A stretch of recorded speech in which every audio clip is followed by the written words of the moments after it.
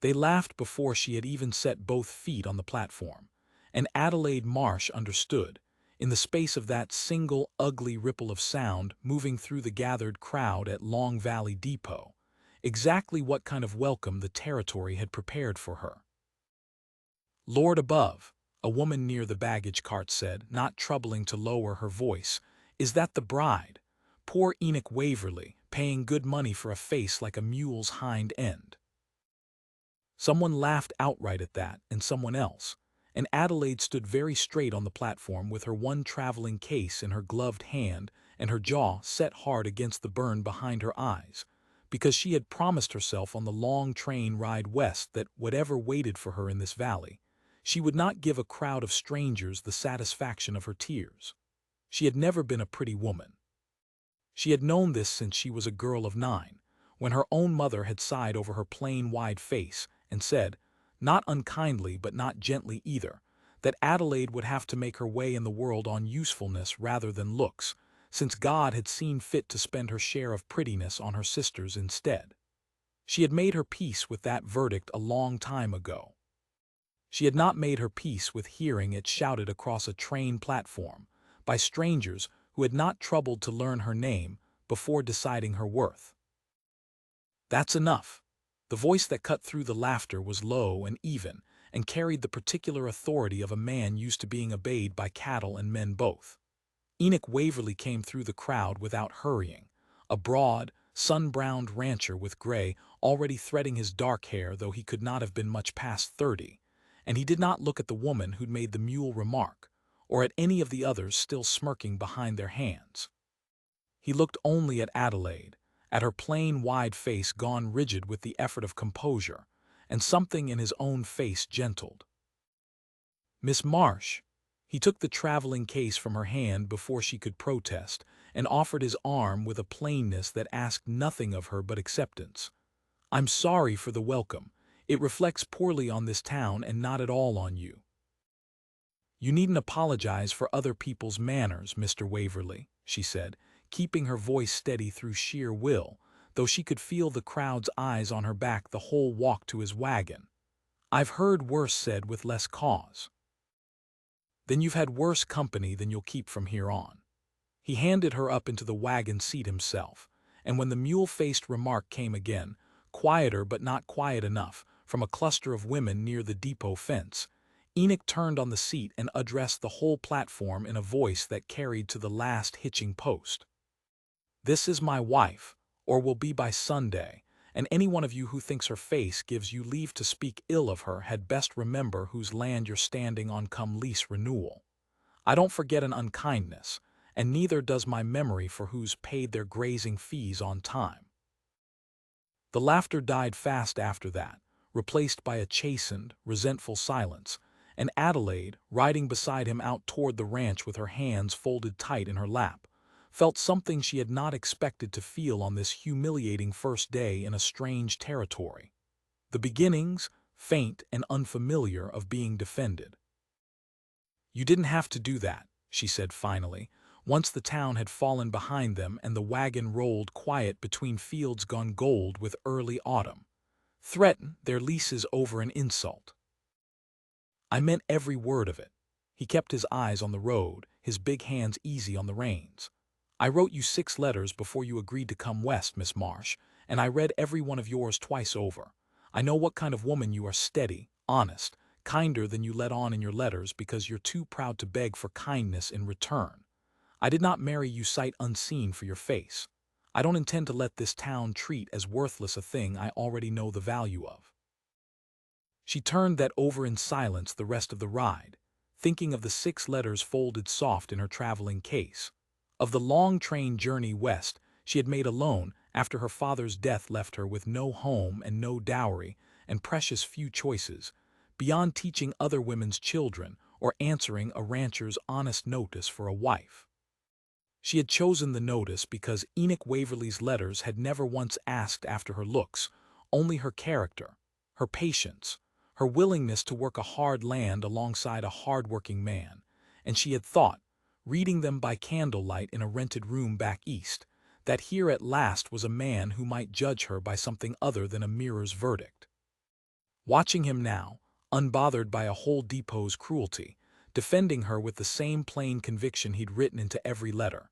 She found, by the time the ranch house came into view, a solid, well-kept place with smoke curling from the chimney and a porch swing someone had clearly built with a woman's comfort in mind, that she had, without quite meaning to, begun to hope.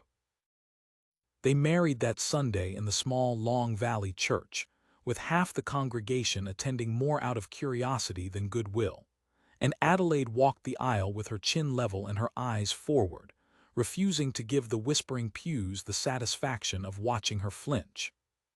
Enoch met her at the altar with a steadiness that did not waver once, and when the preacher asked if he took this woman, he said, "I do," loud enough that it rang clear to the back row, loud enough that no one in that church could later claim he'd married her with anything less than his whole plain conviction. The whispering did not stop that day, nor the week after, nor, in truth, for a good long while.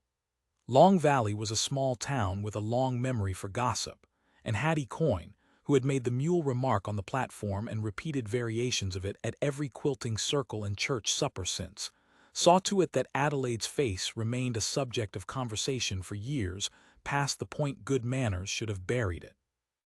Adelaide bore it the way she bore most things, with her spine straight and her hands busy, learning the ranch's accounts and its garden and its ailing calves with a competence that slowly, grudgingly, began to earn her something the town had not expected to owe her. Usefulness undeniable enough that even unkind tongues ran short of things to say against it. Enoch, for his part, never once let a slight pass unanswered, not with threats after that first day. He had learned, watching her wince at his temper on the platform, that she did not want to be defended so much as simply loved, but with 1,000 small, plain acts that said, more surely than any speech, exactly how he valued her. He built her a proper kitchen with windows facing east so she'd have morning light for her baking. He drove 2 hours to the county seat for a doctor when she took a fever her first hard winter, and sat up with her 3 nights running, holding her hand and telling her, in the rough, unpracticed language of a man unused to tenderness, that Long Valley without her in it would not be a place he cared to live. He learned, over the slow accumulation of years, to read the particular quiet that meant she'd overheard some cruelty in town and needed, not comfort exactly, but simply his steady presence beside her at the supper table, saying nothing, until the sting had passed. "You are the finest woman in this valley," he told her plainly, more times than she could count across their early years together, "and I have married considerably better than I deserve. If this town cannot see that, the fault is in their eyes, not your face."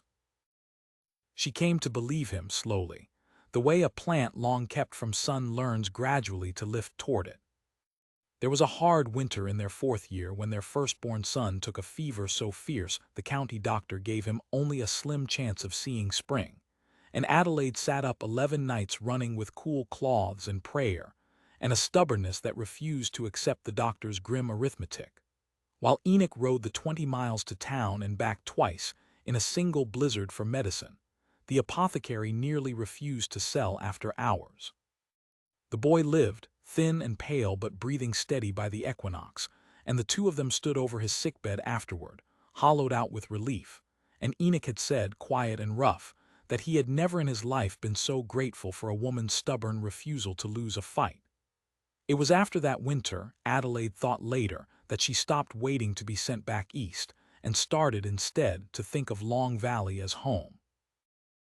By their 10th year together, when their children were half grown and the ranch had prospered under both their hands, Adelaide Waverly had become, without quite noticing the shift, one of the most quietly respected women in Long Valley sought for her steady counsel, her unmatched skill with a birthing cow or a fevered child, her plain wide face grown, in the town's slow reckoning, into something closer to trusted than merely tolerated. Hattie Coyne alone seemed unwilling to let the old cruelty die, needling Adelaide still at church socials over some fresh, smaller unkindness, as though 30 years of proof could not quite dislodge the first satisfying insult she'd ever gotten to make at a stranger's expense. It was in their 20th year, deep in a drought summer that had scorched half the county's grazing to dust, that the valley learned exactly what kind of woman Enoch Waverly had married. A grass fire, started by careless lightning in Tinderdry Range 12 miles out, came roaring down toward Long Valley faster than any rider could outrun with a warning, driven by a hot wind that turned a small blaze into a wall of flame in under an hour. Half the townsmen were away at a cattle drive, and the fire bell rang out over a valley left mostly to its women, its children, and its old. Adelaide did not wait for someone else to take charge. She had spent 20 years learning this land's moods, its creek beds and fire breaks and the particular stubbornness of its people, and she rode straight for the schoolhouse first, where she knew the youngest children would be trapped between the fire's advance and the single narrow bridge over Long Creek. The very bridge that led, she remembered with a cold jolt, past Hattie Coyne's small house, where Hattie's own grandchildren were staying that week while their parents worked the drive. She reached the Coyne house with smoke already boiling black across the western ridge and the heat pressing at her back like a living thing, and found Hattie herself, gray-haired now and slowed by age, trying uselessly to herd 3 frightened grandchildren toward a wagon with no horse hitched to pull it, the animal having bolted at the first smell of smoke. Adelaide, Hattie's voice cracked with a fear that scraped away 30 years of careless cruelty in a single breath. The horse ran. I can't the children. Get them on my horse. Now. Adelaide was already dismounting, already lifting the smallest child up before the grandmother's outstretched arms had finished reaching. 2 in front, 1 behind you, and ride for the creek ford, not the bridge. The bridge won't hold once the heat gets to the timbers. I'll bring the others on foot behind. You'll be caught in it.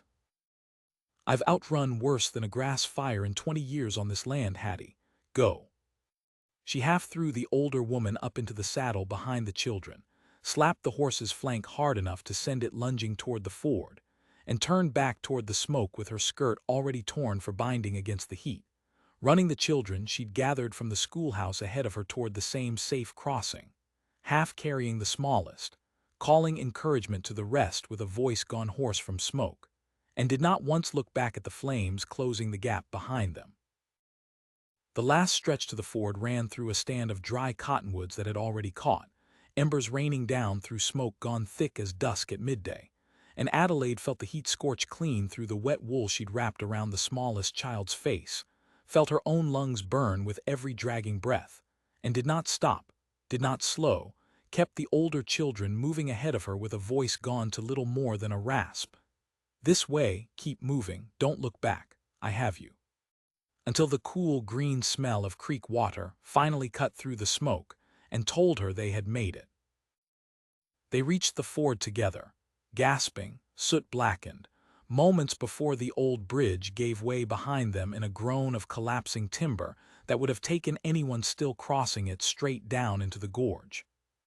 Adelaide stood in the shallows with smoke-stung eyes, counting heads, Hattie's 3 grandchildren, the schoolhouse's dozen, all accounted for, all alive, and only then let her legs, trembling and spent, finally fold beneath her, sitting down hard in the cold creek water while the children she'd saved clustered around her, crying now that the danger had passed and fear finally had room to catch up with them. Enoch found her there an hour later, riding hard from the cattle drive at the first sight of smoke on the horizon, and swept off his horse before it had fully stopped to gather her against him, checking her over with hands that shook worse than hers did. They said you rode straight for the Coyne place, he said, rough with a fear only now catching up to him. Straight into the worst of it for the woman who spent 20 years running you down at every quilting bee in this valley. She had children to save and no horse to save them with. Adelaide leaned into him, smoke-hoarse and singed and entirely, wearily alive. I didn't have the luxury of remembering old grudges with a fire at my back, Enoch. I'm not certain I'd have remembered them anyway. Hattie Coyne came to the ranch herself 3 days later, an unprecedented visit in 30 years of careful distance, and stood on the porch Adelaide had once ridden away from in humiliation, twisting her hands, until Adelaide came out to meet her. I said cruel things about your face on a train platform 20 years ago, Hattie said, her voice unsteady. And I have gone on saying cruel things in smaller rooms ever since, because it was easier than admitting I was wrong the first day and every day after. You saved my grandchildren's lives yesterday with no more thought than you'd give your own kin. I don't know how a woman apologizes for 20 years, Adelaide Waverley, but I mean to try, starting now. Then start by calling me Adelaide and not the mule-faced bride from the depot, Adelaide said, and found, to her own surprise, that there was no bitterness left in her to make the words sting. That's apology enough for one porch, Hattie. The rest we can build slower. The town's memory, once so cruelly fixed, began after that to reshape itself around a different story. Not the ugliest bride the territory had ever seen, but the steadiest woman in the valley, the one who'd ridden into a wall of fire for a woman who'd wronged her for 2 decades and never once asked to be thanked for it.